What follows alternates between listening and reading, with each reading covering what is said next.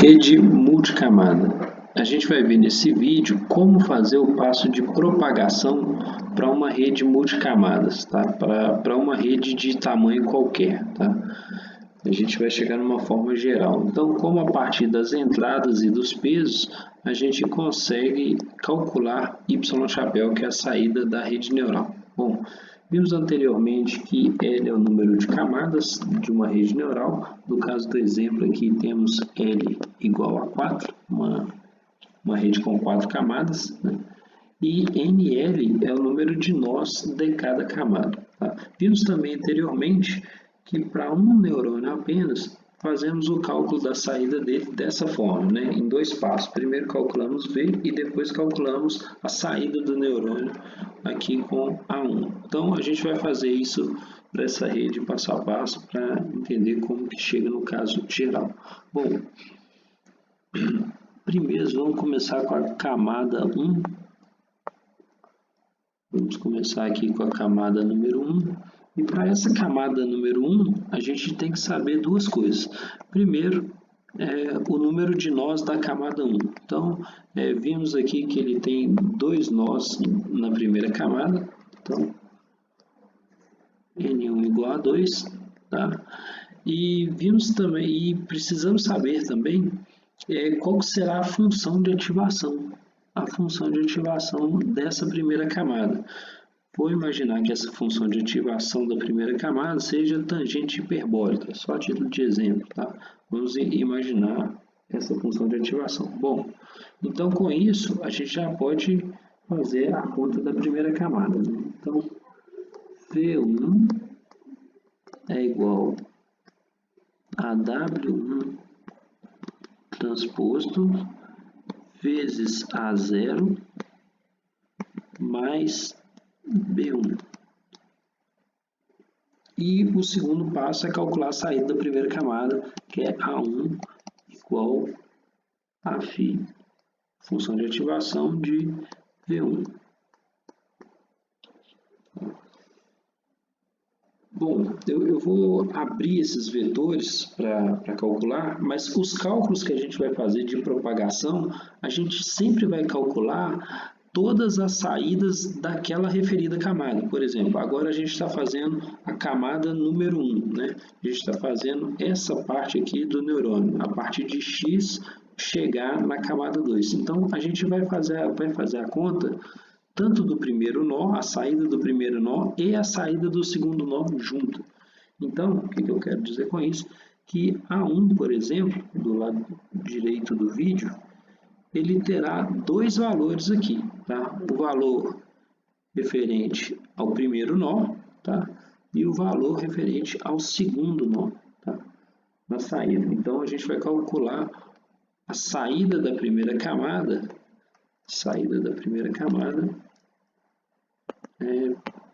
será um vetor dessa forma aqui, tá? Um vetor com o número de nós. Então, essa saída vai ser, a gente vai aplicar a função de ativação, no nosso caso aqui é tangente hiperbólica, nesse exemplo, tá? Então, tangente hiperbólica de V1. V1, note que teremos o valor de V, um para cada neurônio daquela referida camada. Então, vamos ter aqui V1 e V2, tá? Todos da primeira camada.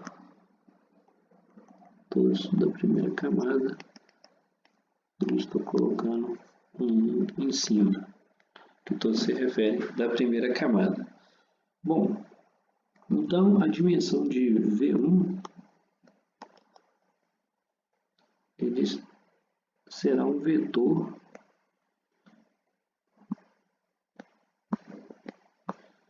vou escrever essa soma matricial aqui do lado esquerdo. V1 da primeira camada será um vetor, né? Duas linhas e uma coluna, tá? E os pesos também, note que olhando para a rede neural, os valores dos pesos, eles serão 4 pesos diferentes, né? 1, 2, 3, 4, certo? Então, a gente vai arranjar isso aí numa matriz também, tá? Aqui eu vou escrever já o W transposto, mas ficará assim, 1, 2. E o referente à segunda parte será 2, 1, 2, 2. Tá? E no lugar esse outro vetor de A0 é o vetor das entradas, né? Então aqui terá x1 e x2. Tá? De forma semelhante, o vetor de bias será B1 e B2. Então, note que quando fizermos essa multiplicação, multiplicar isso aqui por isso aqui, a gente vai multiplicar cada elemento e somar depois, e depois isso vai resultar no elemento que será somado com B1 e esses dois juntos vão produzir o primeiro elemento do vetor V1. Né? Se a gente fizermos isso para a segunda linha, multiplicar isso aqui por esse vetor e soma, depois soma com B2, e esses dois elementos vão produzir a saída do segundo nó da primeira camada. Note que a gente está fazendo a conta da primeira camada toda de uma vez, né? A gente faz por camada essas contas, né? E aqui a gente vai escrever a dimensão desses vetores. Tá? Vou escrever a dimensão. Por exemplo, esse vetor V, ele tem a dimensão que são duas linhas e uma coluna. O W transposto, a gente tem duas linhas e duas colunas. O de A0 é duas linhas e uma coluna. A dimensão de B é duas linhas e uma coluna. De A, duas linhas e uma coluna. E V também, gente, duas linhas e uma coluna. Tá? Desse final aqui. Então, é mais ou menos assim que vai ficar a conta para a primeira camada, tá? Para a primeira camada. Essas contas você vai fazer vetorialmente, né? Implementar isso vetorialmente. Só um cuidado que tem que ter é que a função de ativação ela tem que conseguir fazer a conta com argumento de entrada vetorial e produzir um vetor, né? Ela tem que produzir um vetor 2 por 1, ou seja, ela tem que aplicar tangente hiperbólica em cada elemento do vetor, tá? E do vetor ou matriz, né? Tem casos que a gente vai fazer para matriz. E depois produzir uma matriz na saída de mesma dimensão.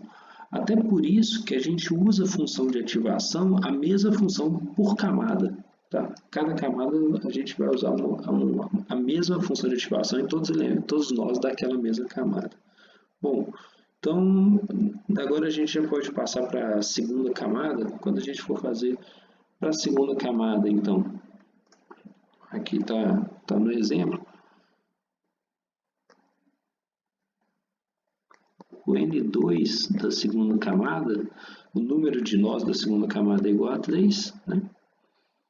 E a função de ativação para a segunda camada, vamos imaginar aqui que é a função ReLU, por exemplo, tá? Que é a função ReLU. Então, como que a gente faz essa conta? Similar ao que a gente fez anteriormente, para calcular a saída da segunda camada, a gente vai calcular a saída toda de uma vez, né? A todas as saídas dos três nós de uma vez. E primeiro a gente vai calcular V2 e depois calcular A2, né? Para sair. Então, estou utilizando um código de cores ali. A gente vê que A1 o primeiro elemento, né? A saída do primeiro nó da segunda camada, ela vai ser calculada a partir de V1, né? E V1 vai ser calculado a partir de W1 e W12. Né? E da camada anterior, a gente tem lá o A1 da camada 1 e o A2 da camada 1. A gente está fazendo a conta para a camada 2, mas tem que fazer essa multiplicação com a camada 1. Né? E o B também é da primeira camada. Bom, coloquei todos os elementos do primeiro, referente ao primeiro nó. Né? O primeiro nó V vai ser calculado a partir da multiplicação desse com esse, somando esse e depois aplicando a função de ativação. Bom, fazendo isso similarmente aos demais nós,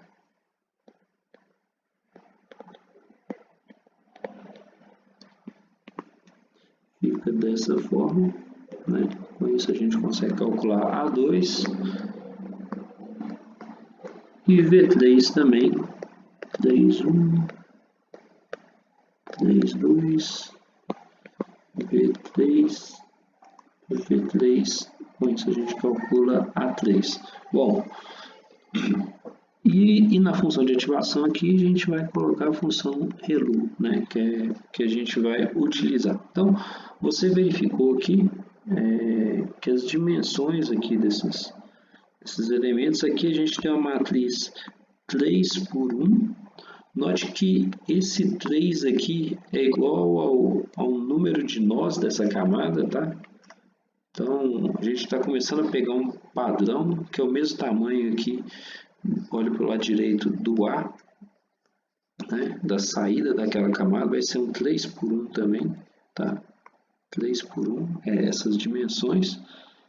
E aqui a gente tem uma matriz de pesos, ela tem 3 linhas e 2 colunas. Note que esse 3 é dimensão da camada 2, é o número de nós da camada 2, e 2 é o número de nós da camada anterior, olha só, da camada anterior, que é a camada 1 que produziu a 1 e a 2 com 1 sobrescrito, né? Então a gente vai começando a enxergar um padrão aqui, camada anterior, e B também é uma matriz 3 por 1, tá? Esse 3 aqui também está relacionado com o número de nós dessa camada. Claro, se eu tenho 3 nós nessa camada, eu tenho que adicionar 3 termos de bias aqui nessa respectiva camada. Bom, então, com isso a gente produziu todas as saídas da segunda camada. A gente vai usar essas saídas na próxima camada para calcular a camada 3, tá? A camada 3 já está preenchida, tá? Então, só vou preencher aqui as dimensões, né, dos vetores. Note que a camada 3 tem duas saídas, né, tem 2 nós. Então, a gente tem aqui N3 igual a 2, tá? E a função de ativação para essa camada, vou supor também que eu vou utilizar a tangente hiperbólica de novo, tá? Um exemplo, né? Então, na função de ativação aqui eu vou escrever a tangente hiperbólica, que ela vai fazer a operação com V1 e V2, tá? E eu vou anotar aqui as dimensões. Dimensão da saída é 2 por 1, a mesma dimensão aqui da tangente hiperbólica. V também é 2 por 1. E olha a matriz de pesos. A matriz de pesos, eu estou fazendo a dimensão dela já transposta, tá?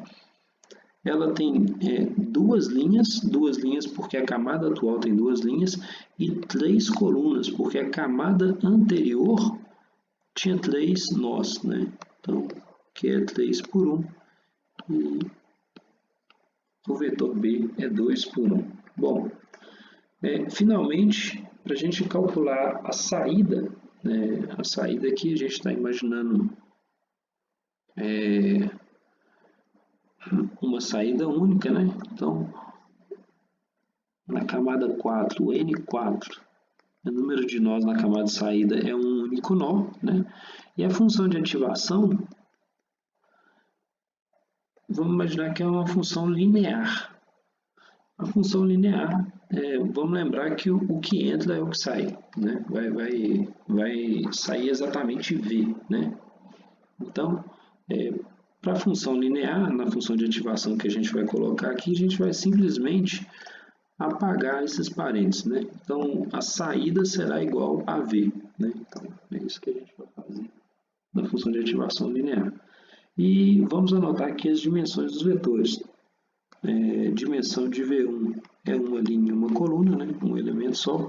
Dimensão do vetor de peso, nesse caso aqui é um vetor, tem uma linha só e duas colunas. Note que essas duas colunas é porque a camada passada tinha dois elementos, né?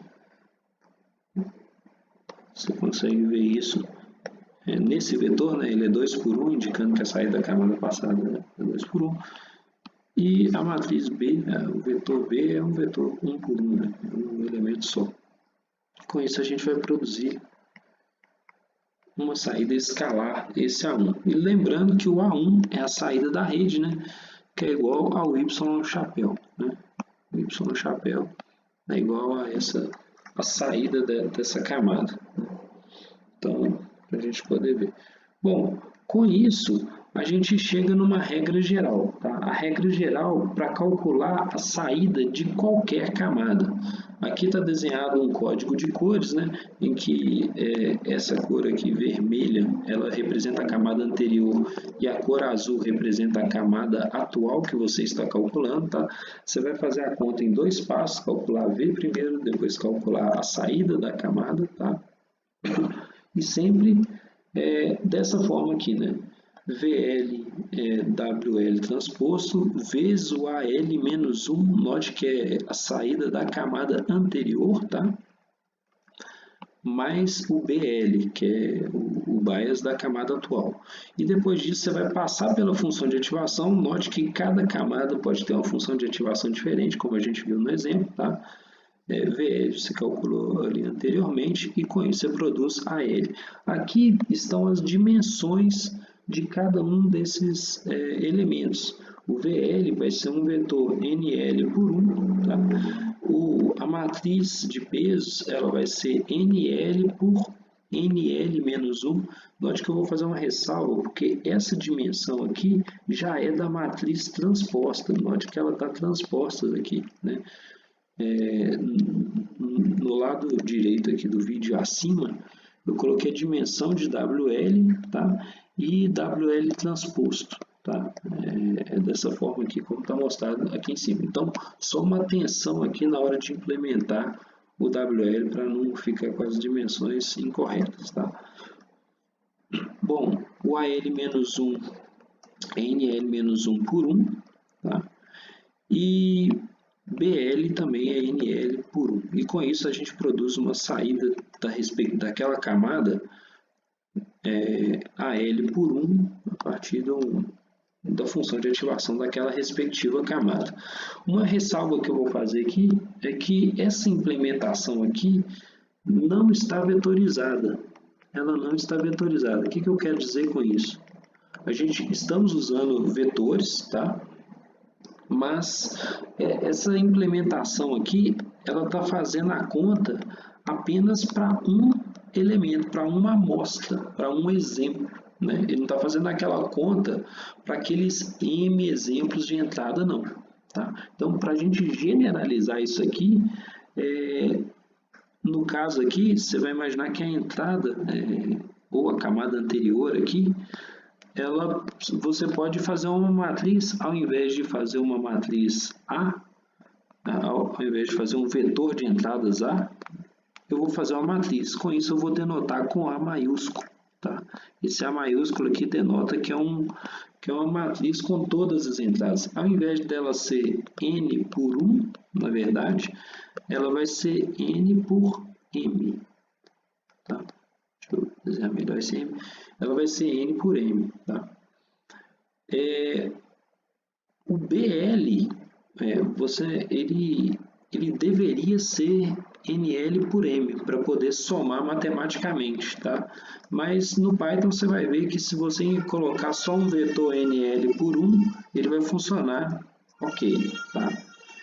E quando a gente executar essa conta, vai produzir também um V que vai ser NL por M, das M amostras, tá? E com isso, Olhando para o lado direito agora, para a gente vetorizar essa implementação, isso aqui será M. Bom, então, com essas modificações aqui, tá? Com essas modificações, a gente consegue vetorizar a aplicação, tá? Vetorizar esse cálculo, né? Quando a gente vetoriza, a gente usa letra maiúscula, tá? Estou usando essa convenção aqui. Então, o V e o A aqui também será todo maiúsculo, tá? E a gente consegue aplicar esse passo de propagação da rede neural de uma vez só para todas as amostras, de forma vetorizada, economizando um laço for. Bom, é isso.